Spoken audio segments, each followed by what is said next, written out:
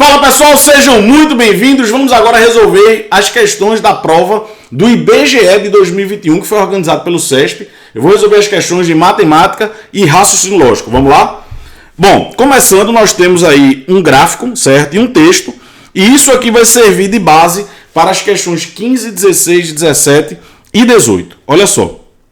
Considere que os gráficos CA e CB, tá aqui CA, tá aqui CB, apresentados representam, respectivamente, as quantidades mensais de clientes de dois mercados concorrentes A e B. Então está aqui a quantidade de clientes, né, do mercado A e a quantidade de clientes do mercado B, certo? Desde o instante da sua inauguração. Quando inaugurou, né, quando inauguraram os dois, eles tinham 0, certo? Até o instante em que esses mercados encerraram as suas atividades. O mercado A encerrou aqui, o mercado B encerrou aqui, respectivamente, nos instantes TA e TB, em que T é dado em meses. Considere ainda que a quantidade de clientes do mercado A é dada por essa função e a quantidade de clientes no mercado B é dada por essa função. De acordo com as informações do texto, o período total em que a quantidade de clientes do mercado A foi maior ou igual que a quantidade de clientes do mercado B foi onde? Bom, seguinte, eu quero que a quantidade de clientes do mercado A seja maior do que ou igual à quantidade de clientes do mercado B, ok? E aí, vamos dar um zoom aqui no gráfico para a gente identificar quando é que a quantidade de A é maior do que a quantidade de B. Olha, a quantidade de A é dada por essa curva daqui. E a quantidade de B é dada por essa curva daqui. Eu quero saber quando é que a quantidade de A será superior à quantidade de B. Ou igual, né? Elas são iguais aqui, são iguais aqui. E onde é que A é superior a B? Nesse intervalo aqui. Ou seja, elas começam iguais aqui no 0 e terminam iguais aqui em T3. E nesse intervalo entre 0 e T3, a quantidade de A é superior à quantidade de B. Ou seja, entre 0 e T3. Depois de T3, o mercado A tem menos do que o mercado B. Beleza ou não? Então, vamos aqui deixar cá direitinho qual é o intervalo. Começamos aqui no 0, onde eles são iguais. Finalizamos aqui em 3, onde eles também são iguais. E nesse intervalo que vai de 0 até T3, o mercado A tem mais do que o mercado B, né? Então, vai de 0 até T3. É só isso. Então, entre 0, que é a inauguração, e T3, que foi quando os dois se igualaram ali. Então, o gabarito dessa questão está aí na letra D. Entre a inauguração e o instante T3, a quantidade de clientes no mercado A foi maior do que ou igual à quantidade de clientes no mercado B. Ok? Bom, próxima questão. Das informações do texto, conclui-se que no 20º mês após a inauguração simultânea dos mercados A e B, para igualar a quantidade de clientes do mercado A, a quantidade de clientes do mercado B teria de ser aumentada em quanto? Veja só, o texto me deu duas funções. E essas funções servem para quê? O próprio texto te disse. Olha só. Aqui ele fala o seguinte: considere ainda que C de A é isso daqui e C de B é isso daqui. E o que é C de A e C de B? São as quantidades mensais de clientes de dois mercados. Então, essa função me diz quantos clientes o mercado A vai ter em um determinado mês e essa função me diz quantos clientes vai ter o mercado B em um determinado mês. E ele está falando especificamente aqui do 20º mês. Olha, se ele está falando do 20º mês, eu vou substituir o T por 20. Então, eu vou chegar aqui nessa função de A, C de A, e vou substituir o T por 20. Então, vamos ficar com 300 vezes 20 menos 3 vezes 20 ao quadrado. Eu só estou substituindo o tempo aqui por 20 nessa função, para saber quantos clientes o mercado A tem no 20º mês. A quantidade de clientes do mercado A no 20º mês vai ser 3 vezes 2, 6, e temos ali mais 3 zeros, então 6.000, menos 20 ao quadrado é 400, vezes 3 dá 1.200. Ou seja, o mercado A, no 20º mês, teve 4.800 clientes, certo? Então, essa primeira informação eu já tenho. Bom, eu também vou calcular quantos clientes o mercado B teve no 20º mês. O que é que eu vou fazer? A mesma coisa. Eu vou chegar lá na função de B e substituir o tempo por 20 para saber quantos clientes eles tiveram no 20º mês. É só substituir. Então vai ficar como? 120 vezes 20 menos 20 ao quadrado. Bom, 12 vezes 2 é 24, com mais 2 zeros, 2.400, e 20 ao quadrado é 400. Ou seja, o mercado B teve 2.000 clientes no 20º mês. E aí ele quer saber o seguinte: para igualar essas quantidades, o B deveria aumentar quantos por cento? Então a pergunta é a seguinte: de 2.000 para 4.800, eu preciso aumentar quantos por cento? A pergunta é essa. Então de 2.000, que é a quantidade de clientes no mercado B, para 4.800, eu preciso dar um aumento de quantos por cento? Certo? Ou, por exemplo, você ganhava R$2.000, agora ganha 4.800. Quantos por cento de aumento você teve? Uma bolsa custava R$2.000, agora custa 4.800. Quantos por cento de aumento ela teve? A mesma coisa. O mercado B tem 2.000 clientes. Para ele ter 4.800, ele precisa aumentar quantos por cento? Pois bem, existem várias maneiras de você fazer isso. Uma delas é a seguinte: é você dividir a diferença entre os valores pelo valor inicial. Essa é uma maneira muito rápida de calcular variação percentual. Qual é a diferença entre os valores? Bom, de 2.000 para 4.800 dá 2.800. E o valor inicial quanto é? 2.000, que é o valor ali de B, né? Que eu quero aumentar. E para transformar isso em porcentagem, basta multiplicar por quanto? 100%, porque 100% é 100 sobre 100, né? Que é igual a 1. Bom, então vai cortar aqui esses 2 zeros. Corta aqui mais um zero. E 280 dividido por 2 é 140. Ou seja, a quantidade de clientes do mercado B precisa aumentar 140% para ficar igual ao mercado A. Certo? O mercado B tem que aumentar 140% para ficar igual ao mercado A. Uma outra maneira de calcular é o seguinte: você divide os dois, né, a quantidade de A pela quantidade de B, e subtrai 1 para saber o quanto é o aumento. Dá no mesmo. Essas duas fórmulas são equivalentes, certo? Vai dar exatamente 140%. Bom, então o mercado B precisa aumentar a sua quantidade de clientes em 140%.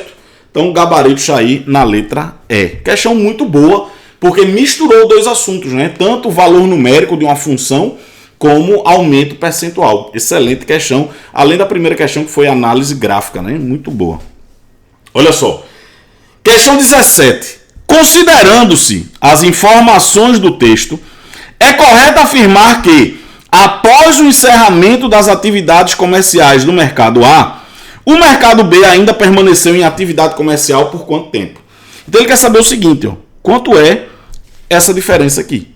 Então eu preciso saber quanto é T de A e preciso saber quanto é T de B. O que é T de A? T de A é o tempo em que a quantidade de clientes do mercado A se igualou a zero. E T de B é o tempo, né, em que a quantidade de clientes de B igualou a zero. Certo? Então o que é que eu vou fazer? Eu vou igualar isso aqui a zero, vou igualar isso aqui a zero para poder descobrir esses números. São as raízes ou zeros da função. Né? Eu vou descobrir quando foi que esses mercados encerraram as atividades. Certo? Bom, então eu vou igualar aqui a quantidade de clientes de A a zero. Essa equação do segundo grau nem precisa de fórmula para ser resolvida, porque é uma equação incompleta. Então basta colocar T em evidência, vai ficar T vezes 300 menos 3T. E aí quando é que um produto é igual a zero? Bom, um produto é igual a zero quando um dos fatores é igual a zero. Então T igual a zero ou 300 menos 3T igual a zero. Veja que T igual a zero não me interessa, porque é esse instante inicial. Só me interessa isso daqui. Bom, o menos 3T vai para lá 3T, ou seja, o mercado A encerrou as atividades com 100 meses. Aqui é 100 meses. Vamos agora descobrir o B. Vou pegar aqui o B e vou igualar a zero. Então, 120T menos T ao quadrado igual a zero. Mesma coisa, é uma equação incompleta do segundo grau, nem precisa de fórmula, só colocar o T em evidência. T vezes 120 menos T é igual a zero. Quando é que um produto é igual a zero? Quando um dos fatores é igual a zero. Então, T igual a zero, que não me interessa, é isso daqui. Ou 120 menos T é igual a zero. Ou seja, T igual a 120. Ou seja, o mercado A encerrou as atividades com 100 meses. O mercado B encerrou com 120. Então, após o encerramento do mercado A, o mercado B ainda permaneceu em atividade por quanto tempo? Por 20 meses. Então, gabarito está aqui na letra D. Mais uma excelente questão, né, para você interpretar, né, o cálculo das raízes ou zeros de uma função quadrática. Muito boa. Bom, o que mais? Ainda tendo o texto como referência, suponha que 3 clientes do mercado A possam escolher para retirar suas compras do mercado qualquer um dos 5 caixas disponíveis, de modo a serem atendidos simultaneamente. Então eu quero que os 3 clientes sejam atendidos ao mesmo tempo. Então você não pode ter 2 clientes no mesmo caixa. Tem que ser em caixas diferentes para que eles sejam atendidos simultaneamente. Certo? Bom, nessa situação, a quantidade de escolhas possíveis de caixas que esses clientes podem fazer é igual a quanto? Bom, então vamos lá. Tem aqui o caixa 1, tenho aqui o caixa 2, tenho aqui o caixa 3, tenho aqui o caixa 4 e finalmente o caixa 5. Beleza? E aí eu tenho 3 clientes, A, B e C.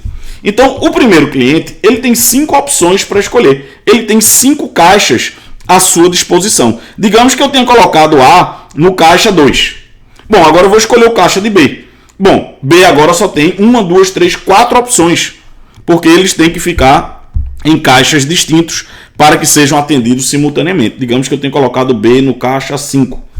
E aí sobram quantas opções para o C? C tem 3 caixas para ir. Então tem 3 opções para ele. Digamos que ele tenha ido para o caixa 4. Então essa seria uma possibilidade. Bom, o total de possibilidades é esse produto. 5 vezes 4, 20. 20 vezes 3, 60. Então tá aí. 60 possibilidades. Gabarito na letra D. Ok? Bom, senti falta de uma questãozinha de função quadrática, né? Já que tem aí o gráfico. Inclusive ele até colocou ali o valor máximo, né? Vamos calcular esse valor máximo só para a gente interpretar e treinar aqui um pouquinho. Seguinte. Essa função tem concavidade voltada para baixo e por isso ela admite um ponto de máximo. Ou seja, existiu algum mês por aqui em que a quantidade de clientes foi a maior de toda a história. O mesmo aqui no B. Nesse tempo 2, indica em que mês a quantidade de clientes foi máxima. Vamos calcular esses tempos? Como é que eu calculo o tempo em que essa quantidade foi máxima? Eu vou até abrir aqui um novo slide, certo? Isso aí não está sendo perguntado. Vou até riscar aqui, certo? Vou fazer agora outra coisa. Eu vou calcular os máximos dessas funções, certo? Bom, a função de A, eu vou até colocar aqui na forma tradicional, tá? Menos 3t ao quadrado mais 300t mais 0, né? Aqui está o A, aqui está o B, aqui está o C. E aqui está a função de B, que é menos t ao quadrado mais 120t. Vamos calcular esses máximos aí. Bom, como é que a gente calcula o x do vértice? É menos b sobre 2a. Né? Então, o t do vértice de A seria menos b, o b é 300, vai ficar menos 300, sobre 2a. 2 vezes menos 3, que é menos 6. Ou seja, dá 50. Ou você poderia ter feito o seguinte, eu já calculei aqui que é 100 e aqui é 120, né? Pois bem, o máximo ocorre no ponto médio das raízes. Então, 0 mais 100 dá 100, dividido por 2 dá 50. Ou seja, a quantidade de clientes foi máxima com 50 meses para o mercado A. E como o de B aqui é 120, 120 mais 0 dá 120, dividido por 2 vai dar 60. Com 60 meses, o mercado B atingiu o seu máximo. Ou aplicando a fórmula, seria menos B, menos 120, sobre 2A. 2 vezes menos 1, que é menos 2. Então, 60 meses. Certo? Então, o mercado A atingiu o seu máximo com 50 meses e o mercado B com 60 meses. Se você quiser saber quantos clientes eu tive aqui, é só substituir o tempo por 50 ou calcular o Y do vértice, que é menos delta sobre 4A. Dá no mesmo. Se você quiser saber o máximo de clientes de B, você substituiria o tempo por 60 ou calcularia o Y do vértice, que é menos delta sobre 4A. Dá no mesmo. Beleza? Bom, vamos em frente. Questão de número 19. Se a informação todas as casas das ruas A e B foram visitadas é falsa, então, bom, quando eu tenho uma proporção quantificada, né, que é falsa, como é que eu vou saber qual é a verdade? Basta negar. Aliás, não apenas uma proporção quantificada. Quando eu tenho uma proporção falsa e eu quero a verdade, basta negar essa proporção. Essa é uma proporção que utiliza o quantificador universal. E aí, para negar, eu tenho que utilizar um quantificador o quê? Particular. Certo? Então veja que eu tenho todas as casas das ruas A e B foram visitadas. E aí, para negar esse todo, eu tenho que trocar por um quantificador particular, que pode ser algum, né? Existe pelo menos um. Então tem aqui algum, pelo menos um. Nenhuma está fora, todas está fora e todas está fora. Então já posso riscar as letras C, D e E. E além disso, eu tenho que negar o resto da frase. Então, alguma casa da rua A ou alguma casa da rua B não foi visitada. O que é que ele está dizendo aqui? Alguma casa da rua A não foi visitada ou alguma casa da rua B não foi visitada. Perfeito. Lembre-se que para negar uma proposição composta do conectivo I, eu tenho que fazer o quê? Trocar pelo conectivo OU. Certo? Então, quando ele me diz que todas as casas das ruas A e B foram visitadas, ele diz que isso é mentira, é porque ficou faltando alguma casa. Pode ter sido uma casa de A ou pode ter sido alguma casa de B. Alguma casa, pelo menos, está faltando. Então, pelo menos uma casa de B não foi, pelo menos uma casa de A não foi visitada ou pelo menos uma casa de B não foi visitada. Beleza? Então, o gabarito está aí na letra A. Questão 20. Os irmãos Pedro, Mateus e José foram entrevistados por um agente do IBGE que obteve deles as seguintes informações. Pedro disse: apenas um dos meus irmãos tem mais de 25 anos de idade. Mateus disse: apenas um dos meus irmãos tem mais de 30 anos de idade. E José disse: meus 2 irmãos têm mais de 28 anos de idade. Considerando que as 3 afirmações estão corretas, conclui-se a respeito das idades dos 3 irmãos que... Bom, eu sei que as 3 afirmações estão corretas. As 3 afirmações estão corretas. Então eu posso acreditar em Pedro, eu posso acreditar em Mateus e posso acreditar também em José. E tem uma informação aí muito boa, porque Pedro falou de só um irmão, Mateus só falou de um irmão, mas José falou dos 2. Olha o que José falou. José falou que meus 2 irmãos têm mais de 28 anos de idade. Ou seja, Pedro tem mais de 28 e Mateus tem mais de 28, com certeza. Porque José falou, meus 2 irmãos têm mais de 28 anos de idade. Bom, aí olha só o que Pedro está dizendo. Pedro está dizendo que apenas um dos meus irmãos tem mais de 25 anos de idade. Bom, eu sei que Mateus já tem mais de 25 anos de idade, porque ele tem mais de 28. E quem tem mais de 28 tem mais de 25. Ou seja, José não tem mais de 25. Se José não tem mais de 25, é porque ele tem, no máximo, 25. Então, José vai ter, no máximo, 25. De novo, eu já sei que esses caras têm mais de 28 anos. E Pedro está dizendo que apenas um dos seus irmãos tem mais de 25. Bom, Mateus tem mais de 25. Então, José não tem. José não tem mais de 25, ou seja, ele tem, no máximo, 25 anos. Aí olha só o que Mateus está dizendo. Mateus está dizendo que apenas um dos irmãos tem mais de 30. É José? Não. Porque José tem no máximo 25. Então Mateus está falando de quem então? De Pedro. Pedro tem mais de 30 anos de idade. Eu já sabia que ele tinha mais de 28. Só que agora eu sei que ele, na verdade, tem o quê? Mais de 30. Claro, quem tem mais de 30 tem mais de 28 também, né? Então isso aqui também é verdade. Mas mais especificamente eu sei que ele tem mais de 30. Então Pedro tem mais de 30 anos, Mateus tem mais de 28 e José tem no máximo 25 anos de idade. Gabarito aqui na letra C. Muito boa questão também. Bom, questão de número 21, uma questão clássica de progressão geométrica, né? Clássica essa historinha aí do xadrez. Olha só. Um rei determinou a um sábio que estipulasse uma recompensa por tê-lo vencido em uma partida de xadrez. O sábio então respondeu: Majestade, eu desejo como recompensa a quantidade de grãos de arroz que se obtém adotando-se o seguinte procedimento. Percorrendo o tabuleiro de xadrez de cima para baixo e da direita para a esquerda, na primeira casa do tabuleiro coloque 1 grão de arroz. Na segunda, 2 grãos. Na terceira, 4 grãos e assim por diante. Ele está dobrando, né? Comecei com 1, depois 2, depois 4 e assim por diante. De modo que na enésima casa do tabuleiro devam ser colocados 2 elevado a n menos 1 grãos. Então, veja que ele já deu de graça o termo geral da progressão geométrica, né? Que você deveria saber, mas ele já deu de graça aí, né? 2 elevado a n menos 1. Por que 2 elevado a n menos 1? Que é o seguinte, na progressão geométrica, o enésimo termo é o primeiro vezes a razão elevada a n menos 1. O primeiro termo é 1. A razão é 2. Então vai ficar 1 vezes 2 elevado a n menos 1. Ou seja, o enésimo termo é 2 elevado a n menos 1. Foi o que ele falou aqui. Na enésima casa do tabuleiro, devam ser colocados 2 elevado a n menos 1 grãos de arroz. Certo? Então, tá aí. Ele já me disse isso de graça.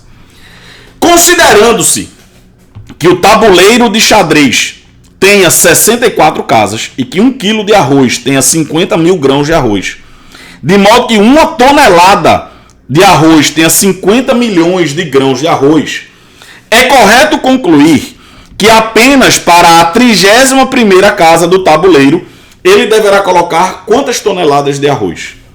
Bom, veja só. Eu já posso eliminar aí algumas alternativas sem nem fazer conta. Por quê? Não pode ser letra D. Porque se fosse letra D a resposta, mais de 40, também seria mais de 30 e também seria mais de 20. Então não pode ser letra D a resposta. Porque se for mais de 40, também é mais de 20 e também é mais de 30.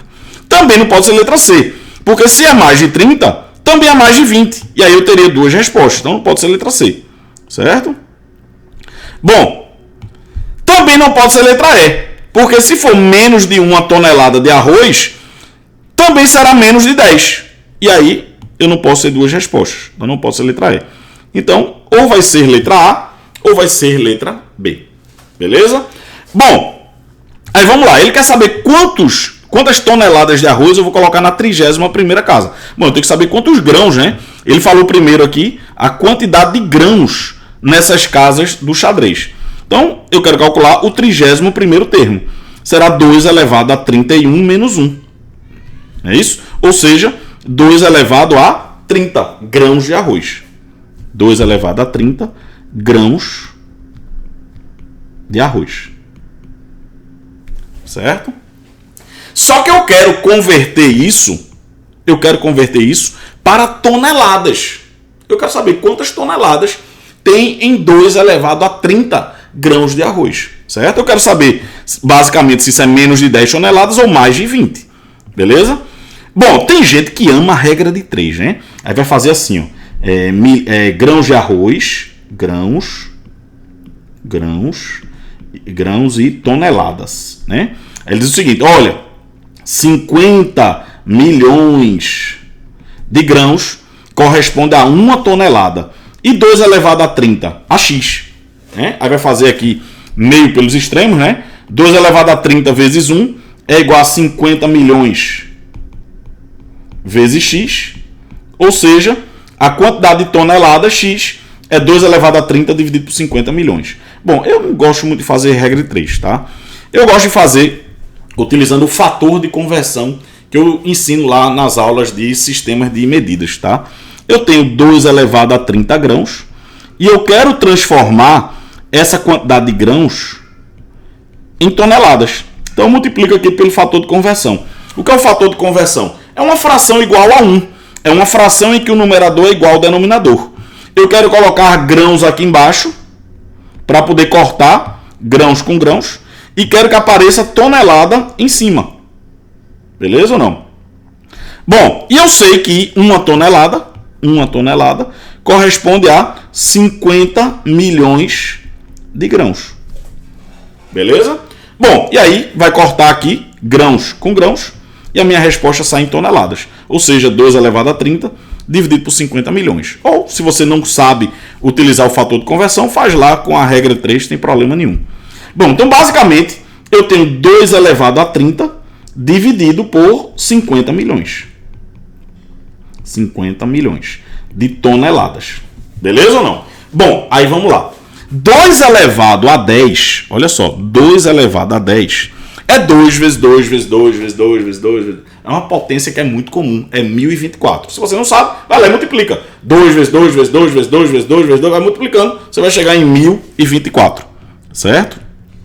Ou seja, 2 elevado a 30 é 2 elevado a 10 vezes 2 elevado a 10 vezes 2 elevado a 10. Ou seja, é 1024 vezes 1024 vezes 1024. Ou seja, seria maior do que, vou botar aqui aproximadamente, 1000 vezes 1000 vezes 1000. Isso aqui é 1 milhão. Certo? E aqui eu nem vou baixar. Eu vou deixar aqui 1024 mesmo. Beleza? Eu vou colocar só aproximadamente. Vou trocar o 1024 por 1000 vezes 1000, que dá 1 milhão. Ou seja, esse 2 elevado a 30, deixa eu colocar até um pouquinho mais para cá, deixa eu só diminuir aqui para a gente ter mais espaço. Redimensionar. Pronto, trazer para cá. Esse 2 elevado a 30 vai ser o seguinte, aproximadamente 1 milhão vezes 1024, dividido por 50 milhões toneladas. Por que eu fiz isso? Porque eu vou cortar aqui, ó, 1, 2, 3, 4, 5, 6 zeros. 1, 2, 3, 4, 5, 6 zeros. E aí agora eu só preciso dividir 1024 por 50, né? Vai dar 20,48 aproximadamente. Então isso aqui vai dar aproximadamente 20,48 toneladas. E como eu arredondei isso para baixo, né? Eu arredondei isso para baixo, com certeza a resposta vai ser maior do que isso daqui ainda. Então, com certeza, é mais de 20 toneladas. Então, gabarito está aqui na letra B. Beleza? Bom, e finalmente, uma questãozinha aí de conjuntos para fechar com chave de ouro. Uma questão, gostei muito dessa prova bem completa. Pegando aí porcentagem dentro de função quadrática, né? Várias questões de função quadrática envolvendo ali análise gráfica, cálculo de raízes, análise combinatória, né? Prova muito bem feita. Questões boas de raciocínio lógico, né? Envolvendo negações. Muito boa, gostei. Bom, questão de número 22. Em um levantamento de dados realizado em um conjunto de domicílios, era preciso verificar a existência de jovens abaixo de 18 anos de idade, adultos de 18 a 60 e idosos acima de 60 anos de idade, em cada domicílio visitado. Sabe-se que em 10 domicílios visitados residem jovens, adultos e idosos. Em 12, jovens e adultos, mas não residem idosos e assim por diante. Questão de conjuntos, né? Temos aqui jovens, adultos e idosos, e ele vai me dizer essas quantidades aqui de domicílios. Considerando que nessa situação hipotética, essa situação hipotética, e sabendo que em qualquer dos domicílios visitados reside pelo menos uma pessoa, e que no total foram visitados 42 domicílios, é correto afirmar que... Bom, então eu vou fazer aqui os 3 conjuntos, certo? Aí o conjunto dos jovens, aqui o conjunto dos adultos e aqui o conjunto dos idosos. E eu já vou colocar 0 aqui fora, porque ele disse que não tem domicílio sem pessoas, né? Então coloquei 0 ali fora. E eu tenho aqui os jovens, os adultos e os idosos. E eu sei que em 10 dos domicílios visitados tem jovens, adultos e idosos. Estão 10 aqui na interseção dos 3. Em 12, residem jovens e adultos, mas não idosos. Então, jovens e adultos, mas não idosos, são 12. Então, 12 aqui, nessa região. Em 9 dos domicílios visitados, residem adultos e idosos, mas não residem jovens. Então, adultos e idosos, 9. Sem jovens, né? 9 domicílios. Em nenhum dos domicílios visitados, residem apenas jovens e idosos. Então, 0 aqui. 0 aqui. Assim como em nenhum dos domicílios residem apenas idosos ou apenas jovens. Opa, apenas jovens não tem, apenas idosos não tem. Pois bem, e eu sei que ao todo foram 42 domicílios. Opa, eu tenho 12 com 9, 21. Com 10, 31. Para chegar em 42, estão faltando quantos? Estão faltando 11. Então, em 11 dos domicílios visitados, residem apenas adultos. Então, gabarito está aqui na letra E. Ok? Pois bem, pessoal, encerramos aqui essa resolução da prova do IBGE, uma excelente prova, organizada pelo CESP. Um forte abraço e até uma próxima oportunidade.